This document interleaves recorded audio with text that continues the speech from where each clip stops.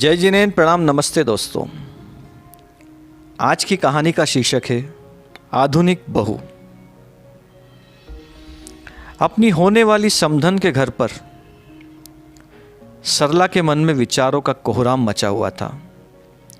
एक तरफ उसके सपनों की बहू जो घर परिवार को एक तार में पिरो दे, उसको अपनी सारी जिम्मेदारियां देकर के वो निश्चिंत हो जाना चाहती थी।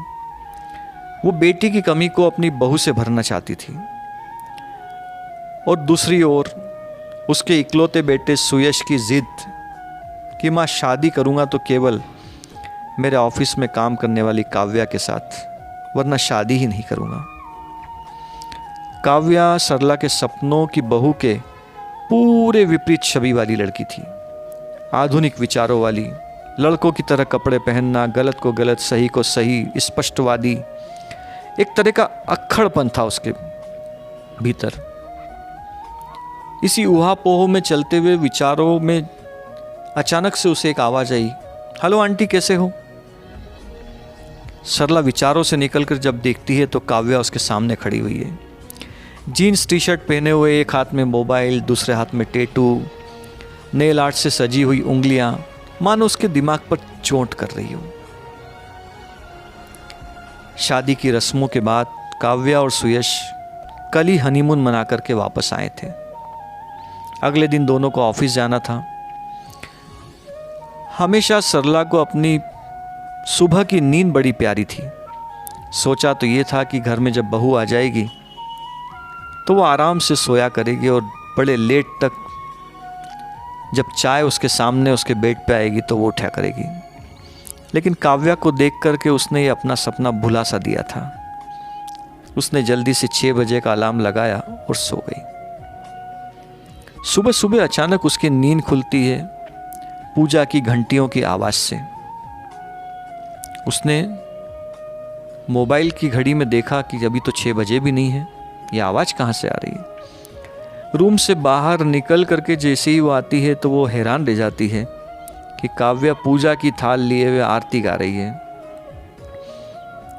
उसे लगा कहीं मैं सपना तो नहीं देख रही हूँ। इतने में काव्या उसके सामने आकर कहती है कि मम्मा प्रसाद लीजिए और आपकी चाय रेडी है, अदरक वाली। सरला को कुछ समझ नहीं आता है। वो चाय की चुस्कियां अभी ले ही रही थी कि काव्या आकर पूछती है कि मम्मा, मुझे केवल उपमा, ताए और सैंडविच बनाना आता है, आप नाश्ते में क्या पसंद करेंगी? सरला कुछ जवाब देती उसके पहले सुयश बोल पड़ा कि मम्मी को तो ताए बहुत पसंद है, तुम तो ताए बनाओ आज। सब कुछ बढ़िया सा चल रहा था। काव्या ने घर में आकर के, भले ही उसे बहुत सारे काम नहीं आते थे, लेकिन उसे जितने भी काम आते थे वो बड़ी तन्मयता से और बड़े आनंद के साथ में उन कामों को पूरा करती थी। सब कुछ बहुत अच्छा चल रहा था कि अचानक एक दिन सरला के पति विशाल को हार्ट अटैक आ गया। आईसीयू के बाहर सरला को जैसे अपनी बेटी मिल गई हो काव्या के रूप में। वो डॉक्टर से अंग्रेजी में बात करती, पेमेंट का हिसाब रखती, सरला को प्यार भरी डांट लगा लगा करके खाना खिलाती। जब सरला रोती तो उसे गले लगा लेती। इस मुश्किल घड़ी के सामने मानो काव्या एक चट्टान की तरह खड़ी हो गई थी। मासूम सी, प्यारी सी बहू का सपना देखने वाली सरला को एक मजबूत बेटी जो मिल गई थी, जिसका पहनावा भले ही पाश्चात्य हो लेकिन दिल से बड़ी देसी थी। माना कि काव्या को साड़ी पहनना ज़्यादा नहीं आता था। वो रोज सरला के पैर नहीं छूती थी। घर के कामकाज उसे बहुत ज़्यादा नहीं आते थे। लेकिन दोस्तों, उससे क्या फ़र्क पड़ता है?